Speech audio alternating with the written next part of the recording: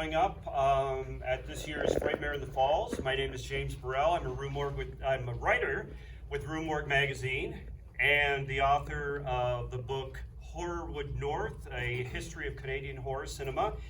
Be sure to pick up the latest issue of Morgue downstairs at the booth. It's the 40th anniversary of A Nightmare on Elm Street with interviews with Robert Englund and Heather Langenkamp.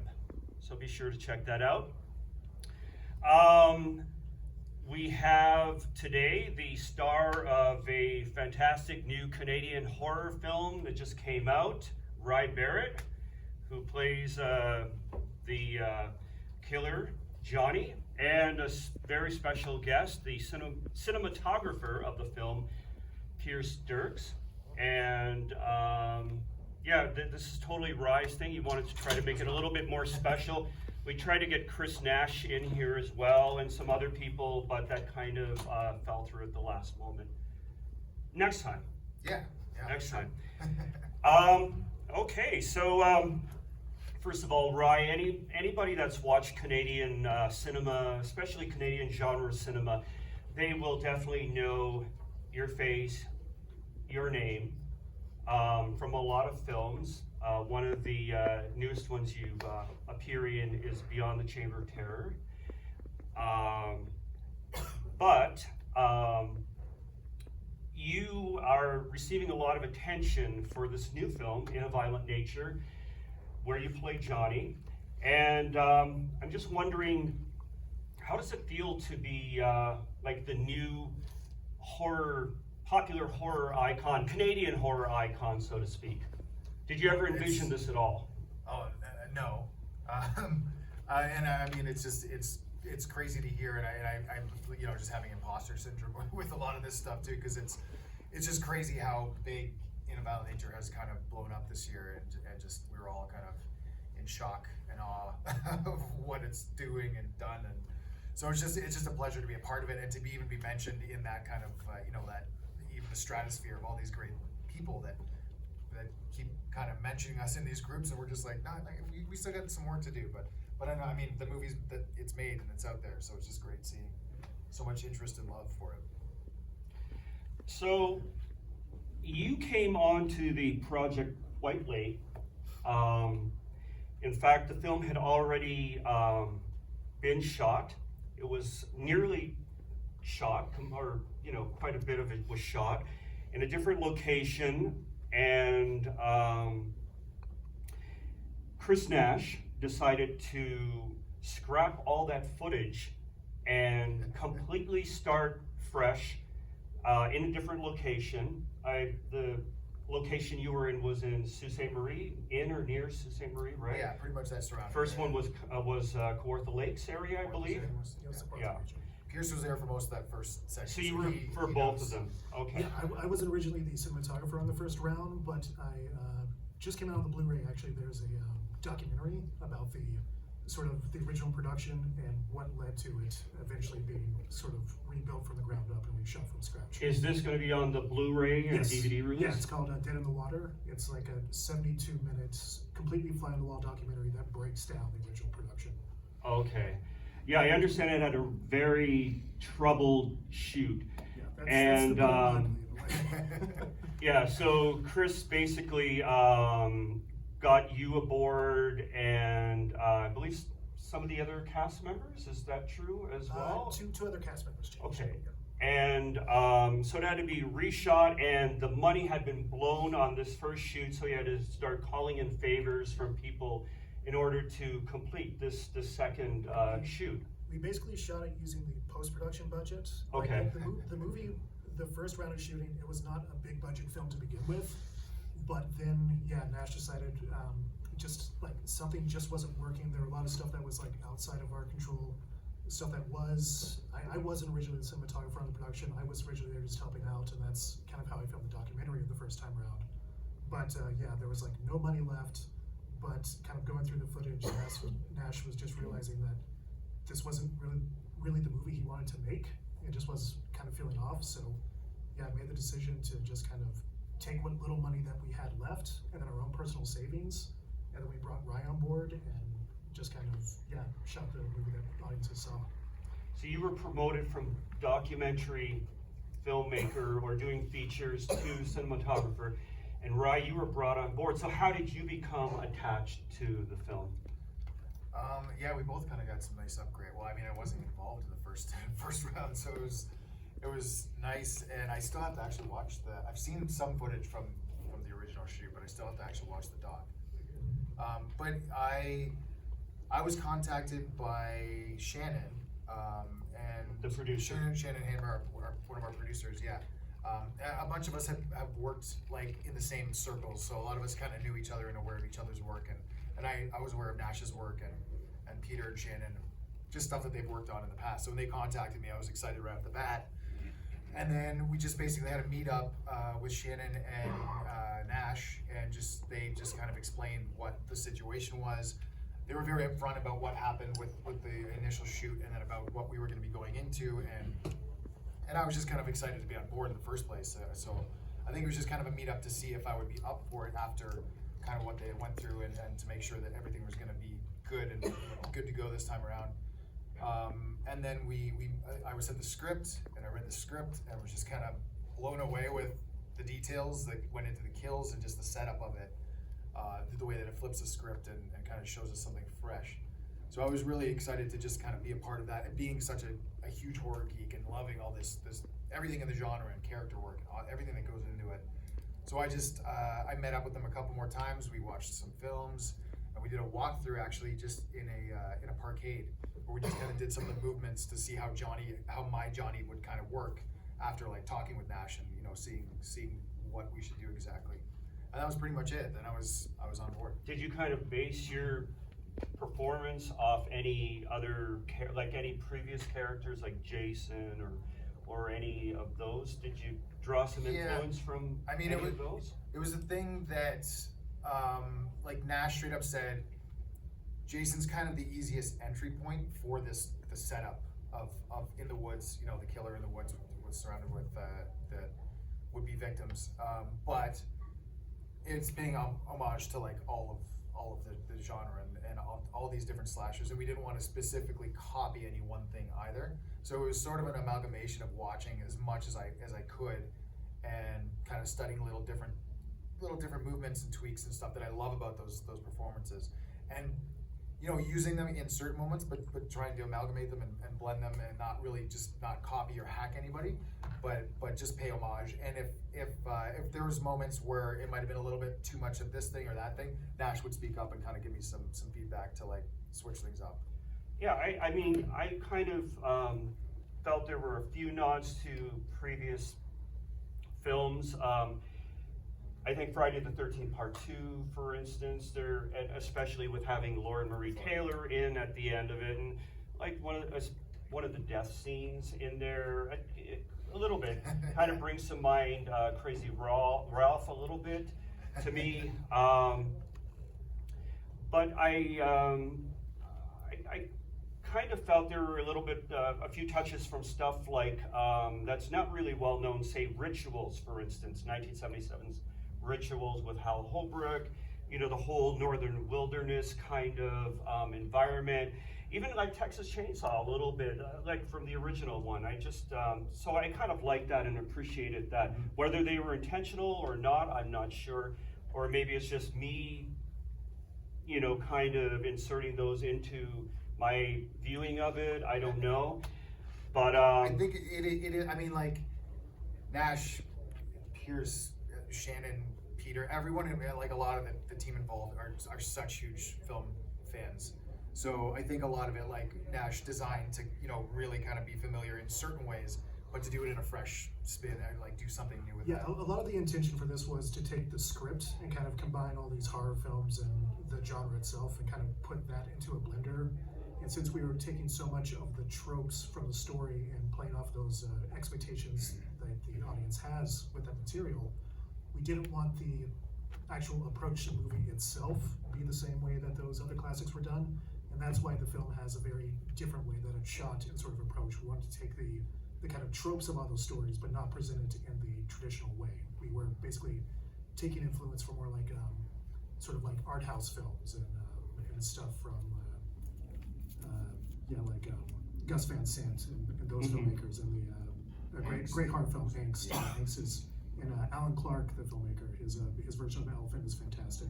So we wanted to take those tropes of the sort of the horror genre, especially the slasher, and play with those and sort of bring a new perspective to it.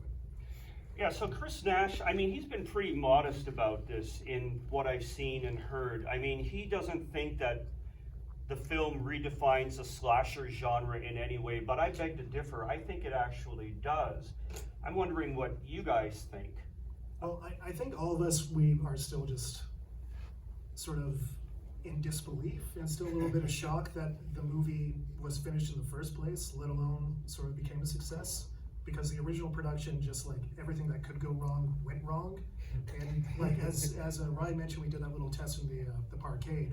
Like I wasn't even the cinematographer yet; I had just been brought on as a producer, and that was like the first time Ryan getting into the updated costume and doing this little act and just kind of playing with his movement and stuff like that. It was the first time that we could kind of see like this little bit of bright shiny light for the production. Be like, oh, maybe this might work out after all. But yeah, we never expected the film to find the audience like the way that it has. Like it was such a difficult production that for the longest time, like the best case scenario end goal was just that the movie would be done. Like that was just kind of like the goalpost for so long. Was just like this will be done. It'll be like delivered. Contractual obligations will be fulfilled. We will hopefully at some point get out of personal debt. So yeah, the fact that like it actually people connected with it is still insane to us, which is I think why Nash is still kind of, all of us are still disbelieved to a certain extent.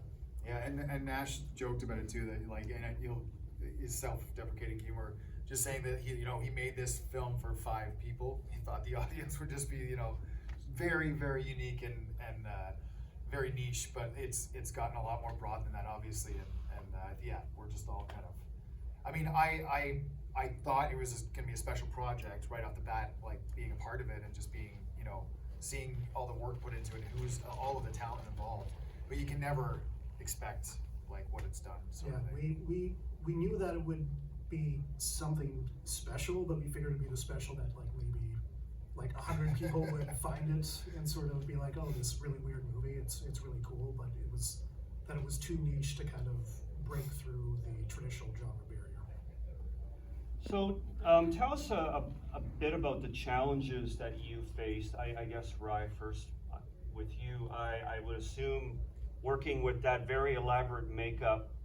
And by the way, was that Steve Kostansky that did that? Yeah. Or did, okay. Yeah, Steve Yeah, because I know that Nash also does makeup as well, right? yeah, Nash is a wizard with all special effects and makeup stuff too. So it was just having all these people, and they were like kind of guest artists who would come on some days where they could only be there for X amount of time, and they came on and did some amazing work too. So it was, yeah, it was just an all-star team of special effects people involved. So how was it for you working in that type of a very unforgiving environment with that elaborate makeup on, that costume, that helmet? What do you even call it? A helmet, a mask? You must have had a difficult time doing that. Your vision probably impaired to a large degree. Yeah, I mean I don't know if it's a helmet or a mask. I guess it's a little bit of both. Well, you kind of had to, because yeah. For a lot of the walking shots, we're just seeing the back of Rye's head. We thankfully had like a helmet that had the front cut out, so Rye could actually sort of see where he was going. But for the other times where we're kind of seeing a little bit behind, sort of facing forward, you had like a little mask that you wear underneath, and then like the big helmet. There were a whole bunch of different helmets and sort of masks that we would throw on Rye based upon the situation, how much we were seeing, how much we weren't. Like you had like the latex cowl. The cowl, yeah. So the opening, and that one was the one that I tried to do turns a little more slower because I didn't want my face to mess up the shot, sort of thing. But yeah, we had a cowl for one, which was the Johnny like makeup, like his skin head, and then with the helmet goes on, and the helmet, yeah, we had the opening, and then some of the eyes sockets could be removed for certain scenes that we needed to do that you could see a little closer. And then the ones that we actually did, the full-on like kill scenes and close-up scenes where the full mask is on, couldn't really see too well because it would fog up really quickly, but we would just do a lot of walkthroughs, and I would do my step timing and kind of just figure out, as long as I do these steps, and I would back step and just do those movements, and the other actors involved would kind of, it was a collaboration to make that work. Yeah, based on the camera rig that I was operating too, most of the time, like Ryan and I would do these walkthroughs of the path that he would take, and then once we were doing the take, we were just kind of like, well, I hope neither of us fall Just keep going, yeah. I'm sure there's gotta be a couple other takes of me just bailing hard. Yeah, there's a lot of awkward sort of like walking into trees and being like, oh, Yeah. that's not dignified. So, before I forget, I want to know if you guys know who fabricated the mask helmet. The original mask that is still in some of the promo photos was, I think, Katie Queston. But sure. for the one that's in the final version of the film, Chris Nash fabricated that himself. Oh, okay. Yeah, it's based on like the like sort of old school firefighter helmets design. So he took that. He spent a really long time working with that. Actually, like the first day that we were on set for this new production, we were supposed to be filming, but Nash was like, "Nope, I'm still tweaking the helmet." Like, And that's based on what an actual, I looked online in my research, and it actually looks very close to Pretty close. a helmet from that era. Yeah, the original production we had like a very spot on replica, but when we put on the actor, it was like way too tall. It was like a little bit bulky and just sort of like kept falling off. It was very period appropriate, but kind of going through and looking at it finally on camera, Nash realized like, oh, this is a little bit too big, this is a little bit too bulky, and so he redesigned the mask to kind of have a little bit more character and be more unique to this project. So I understand, I mean, a lot of the scenes were intended to be much more elaborate in the first shoot, but were kind of simplified, if you will, in your shoot. Did you initially try to aim to go for those elaborate setups in that the first time around, or did Chris just say, hey, just go for something, kind of not bare bones, but a lot more simple? Well, the only there were two main things that sort of got cut and reduced in the final version. One was the original death of Brody on the lake. That was intended to be something much more complex, and it's kind of crazy that they attempted in the first place. But the camera was supposed to go across the lake, following Johnny into the water, and then going over the water with him, then dipping down in the water, and the kill was supposed to take place underwater. But they tried shooting that like 4 times on the original production, and every single time, nothing worked. Like something just kept going wrong. So that definitely got scaled back, and even Nash says now that it's kind of a blessing that it didn't work the first time, because the first time it was very much, he said he took it to the approach like, I'm a first time director, I'm gonna prove myself with this like crazy showy sequence, but kind of looking at the rest of the film, that would have kind of felt so out of place given the context and the telling of everything else. And the same thing with the ending. The ending before the car ride sequence originally had a much more traditional sort of elaborate slasher sort of setup, where the plan of luring Johnny back to the old fire tower, Chris brings him out there, and they basically like catch him in a bear trap, and they use the locket to like set him on fire and burn the entire thing down. But by the time that we got to that point in the shoot, like we were having to spend so much out of pocket, there was no way in hell we could afford to do anything with fire and safety and all the stunts and like that. But it was also the case where we weren't quite sure what to do with it. And that's how we got the cold axe death, was just like, what if this character just kind of just nopes out of the movie, just kind of like actually sees what's happening. We thought that would be interesting, since so much of the movie is playing with the audience's expectations of the slasher, to what would happen if just a character decides to just walk away from the movie and the plot and just abandon it. So that's kind of how the climax ended up the way it was. So I was actually going to ask you about the ending of it. I was going to leave it till before the questions, but you brought it up. So it's very divisive. A lot of people don't like it. I personally love it. I think it's great. I think it's very simple. You don't have to have Johnny there. You kind of feel him. You're kind of looking at the side, on the side there. Could he be walking? Could he be coming from here and there? And I think it works great the way that it was shot and edited and everything. But I know I may love it, but I know a lot of people don't. I mean, what do you guys think about it? Yeah, I mean, it is divisive, and I think it plays with the entire film in how it constantly diverts expectation of, you know, formula and everything we've seen before.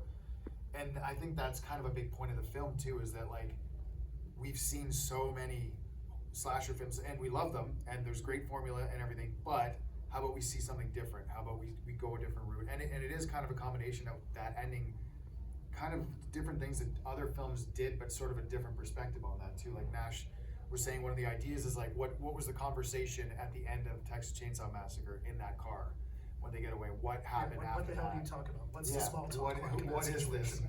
And then there's the analogy of the bear, and there's just a lot of stuff that plays into that. But then it also has, you know, elements of the original Halloween where it's like Johnny is still out there and we don't know where he is, and it kind of plays on that too. So Yeah, we always knew that the ending was going to be divisive, but we didn't expect it to be as divisive as it was because we were expecting the entire movie to be very divisive. So we didn't think it was sort of anything new that we were doing at that point. But yeah, it's just really playing to the fact that even though this character has escaped, she's still always going to be in the forest, sort of mentally. She's never going to be away from that. Even in the one of the first shots that we see the two in the car, Laura Marie Taylor's side, it's clear, you can see through it. But through the windshield on Chris's side, the forest is still passing completely over her. She is just still sort of stuck there mentally forever from like the events that she had experienced. Yeah, and I mean, even when you get to that scene, you're not quite sure her intentions or what kind of a character she is. Is she a threat as well? At that point, you're kind of traumatized along, you know, with the final girl, and you're not quite sure what's lies in store for her. And she's talking about the bear and everything. And okay, I don't know. That's how I kind of felt.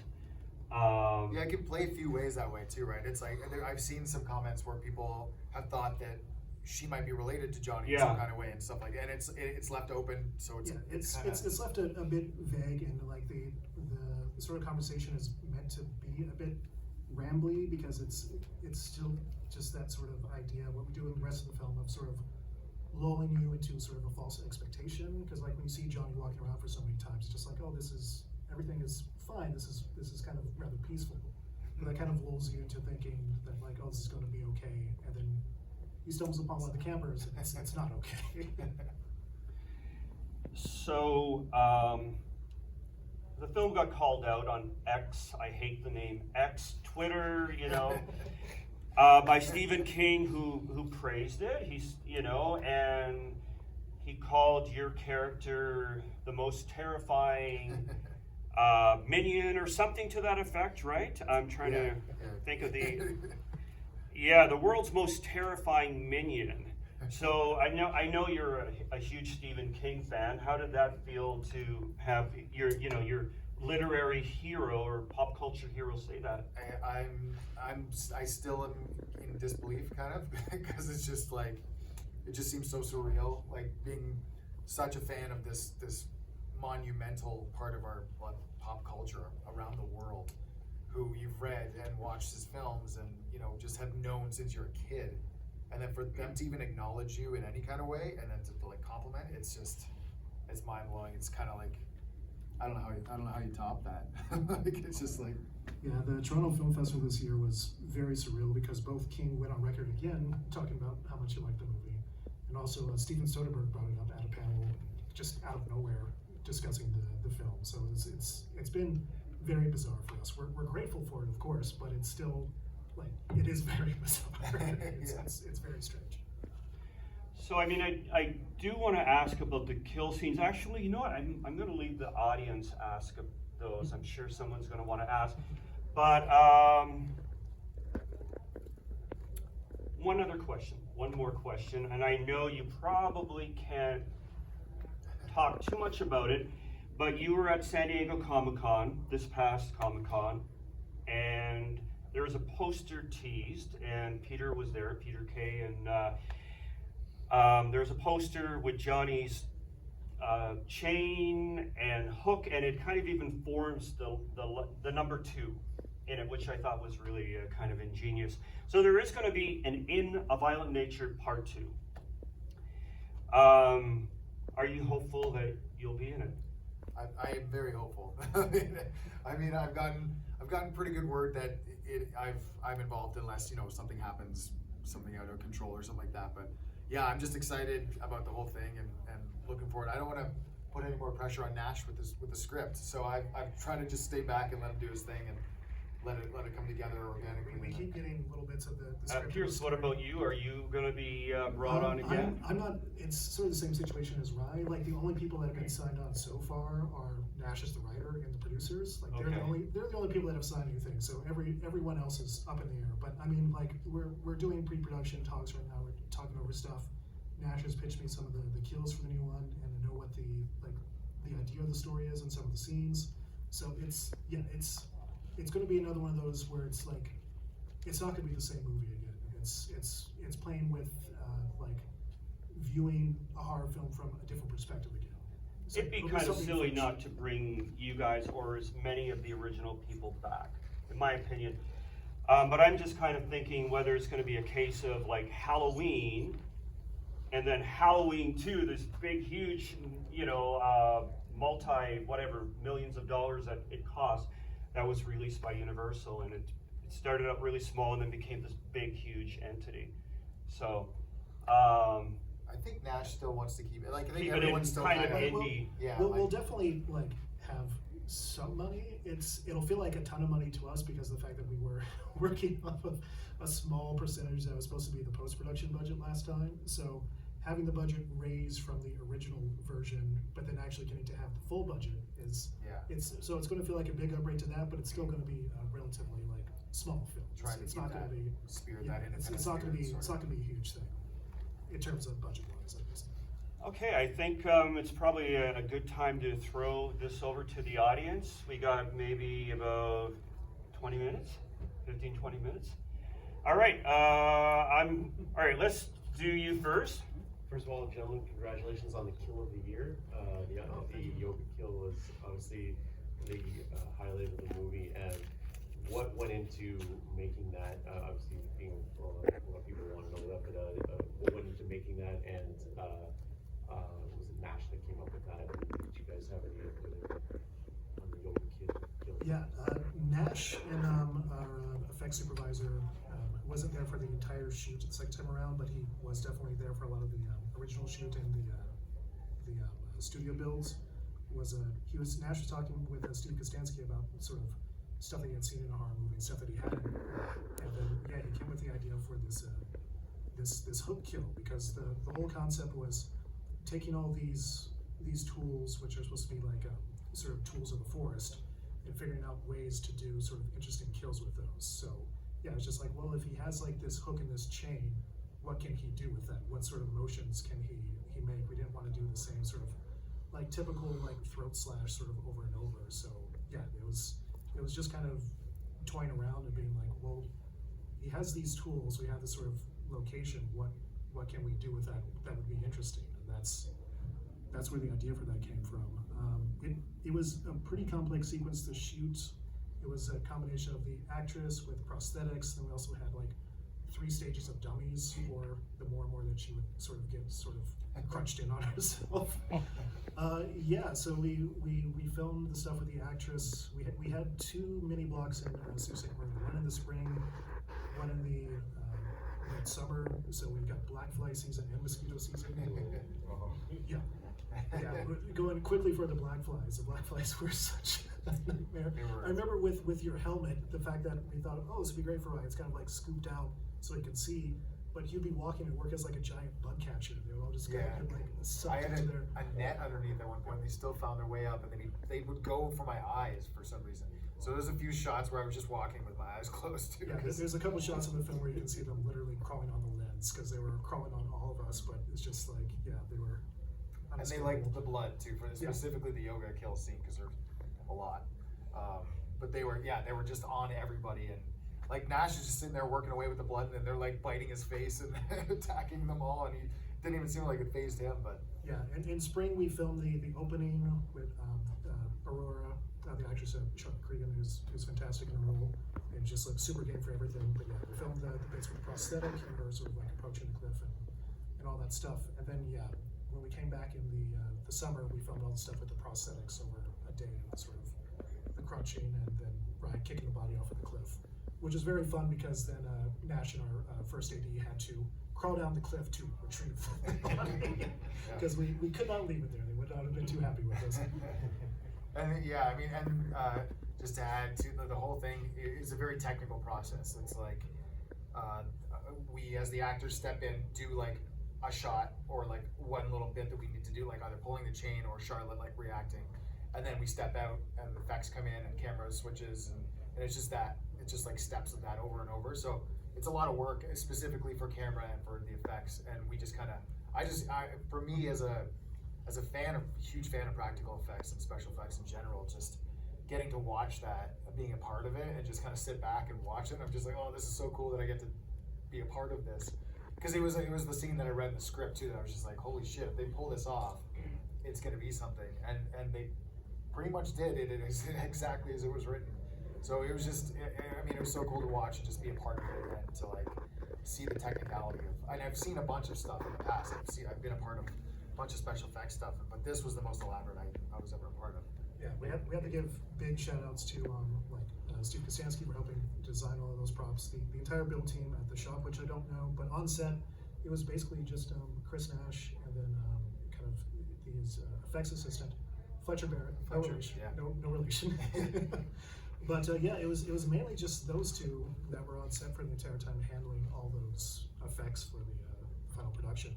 And then for the appliance that was on Charlotte, phenomenal effects artist Pat Baxter came in and helped out with those applications.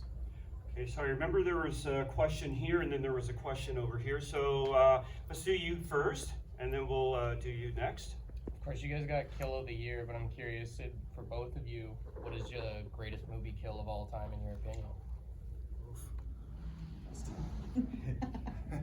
Also, how many steps do you think you got a day filming that movie? You hit 10,000? One of the funniest things that Ryan gave us all sort of like wrap gifts at the end of the production, and there was this sort of like used media store that was close to the hotel that we were staying at. So Ryan got me a copy of the Mandy Moore film, A Walk to Remember. Because yeah, we were the ones that were always having to walk. Like if Ryan was walking, I was walking. There was no. We were like we were basically practically tethered. attached. Yeah, we were tethered for most of the shit.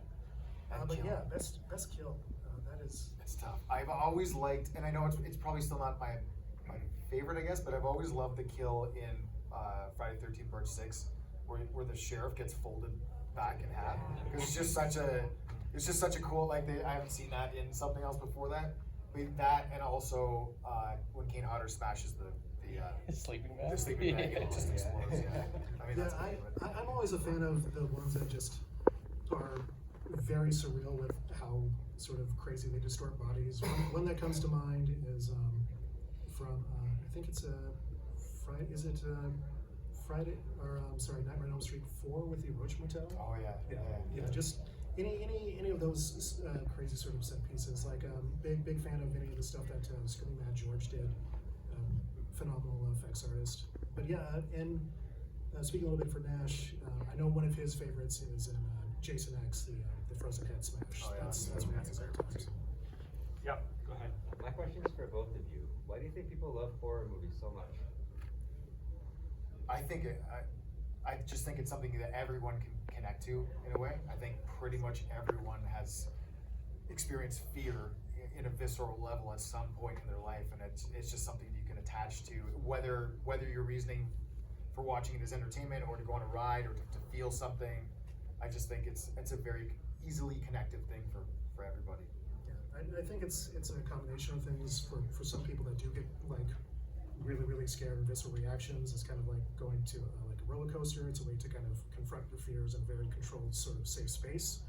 Me personally, I don't know if I've just seen too many horror movies or I have much more existential type dread, but like they're not really super scary to me, but I love watching them for the creativity and kind of the surreal sort of factor they can have and the stories that you can explore, sort of using those tropes and creatures and stuff that doesn't apply within the levels of sort of day-to-day reality. So I love horror for that reason. You just get really weird, interesting stories that you really get in traditionally other media.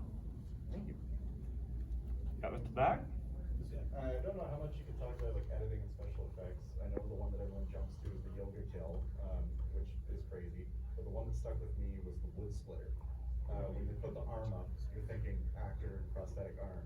But when they put the head there, and you see the face moving almost until the point where the head drops, I was just wondering like if you could talk about that. Is there some visual composition or if it's fully practical? Yeah, there's that'd a. be more impressive. Well, that kill was originally going to be much more It's gruesome. gonna go on for almost 3 times the length. The body was rigged.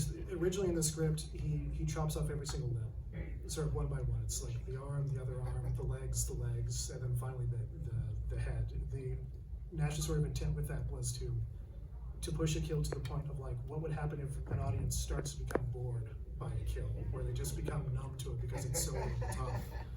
But that evening, that was one of the last things that we shot. We were filming like a garage in Dundas, Ontario, and it was like pretty close to Christmas. There was like a freezing rainstorm happening. There were delays in getting the body rigged up, and like everyone was about to be stranded there. And then so we got to the point where we cut off like the one arm. And they're just like, we're running out of blood. There's so no much more. blood. The blood started flowing so much right Yeah. off the bat that to reset that would have taken like a long time. Yeah, so all of us just made the executive decision at that point, just like, no, we just got to go straight for the head. We got to cut the scene here. But yeah, that's a combination where it was the actor Reese Presley is fantastic. He's another Toronto sort of staple that's been in a lot of genre films. He's one of the sort of the goons, one of the thieves, and Psycho Gorman from Steve Kostanski. But yeah, with that, we had the body.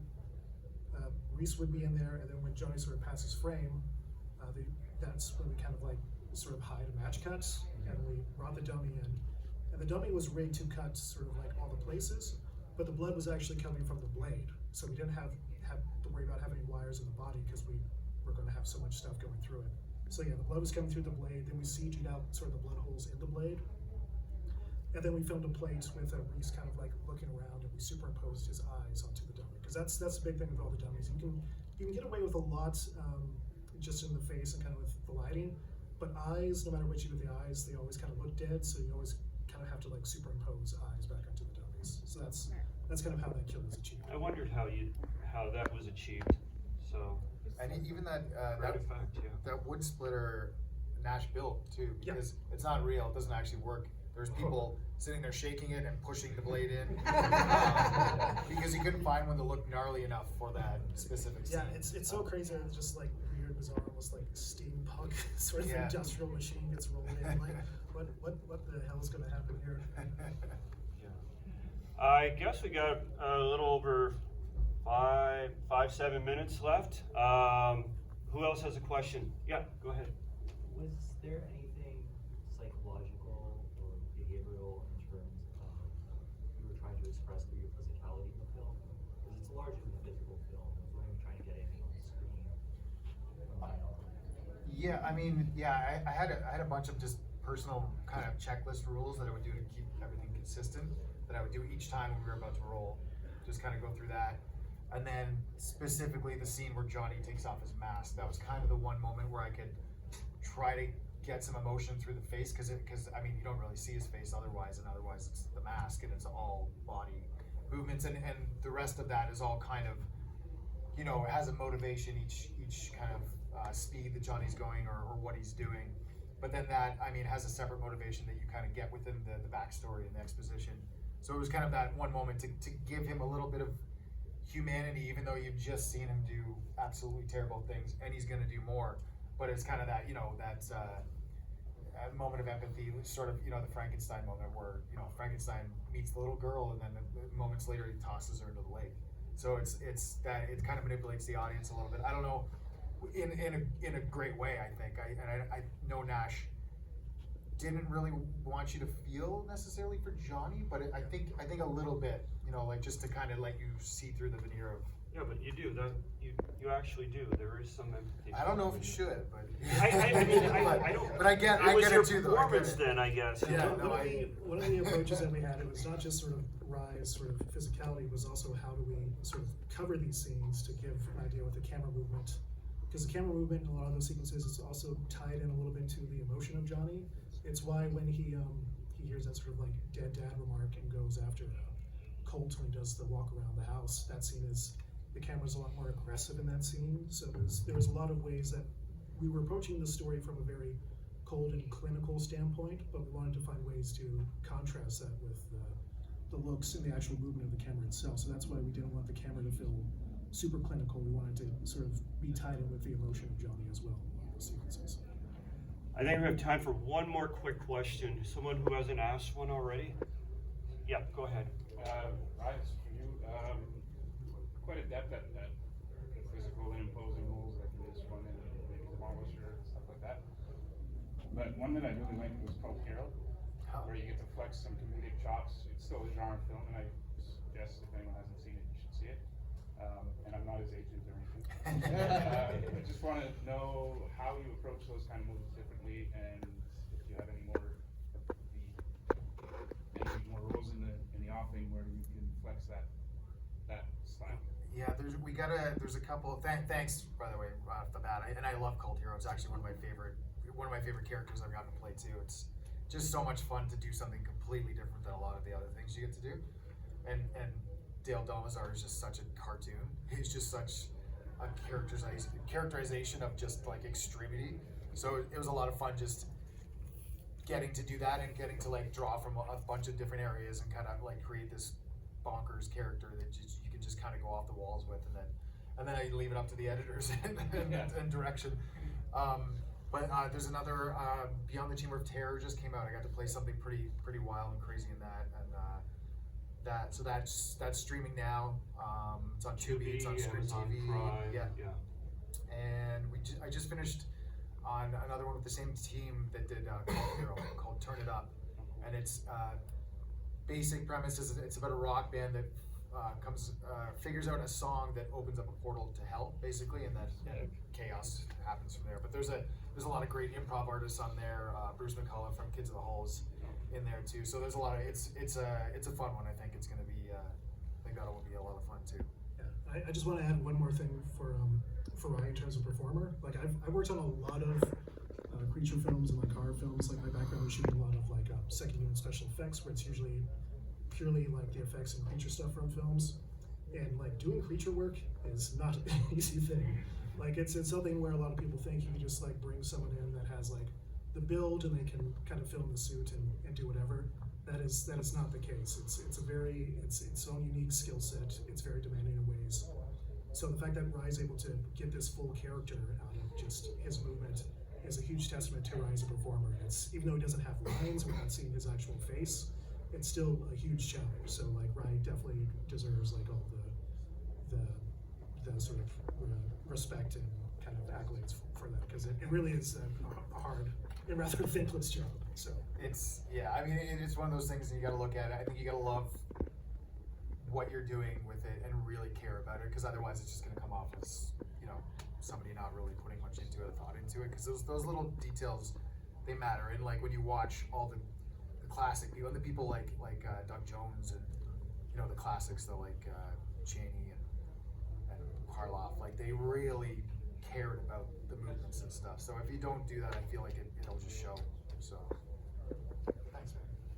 All right, well, I think that's going to be a wrap here. Thank you, everyone, for showing up today. And be sure to check out all the other great panels and events. Thank you so much. Thanks, guys. thanks everybody. All right.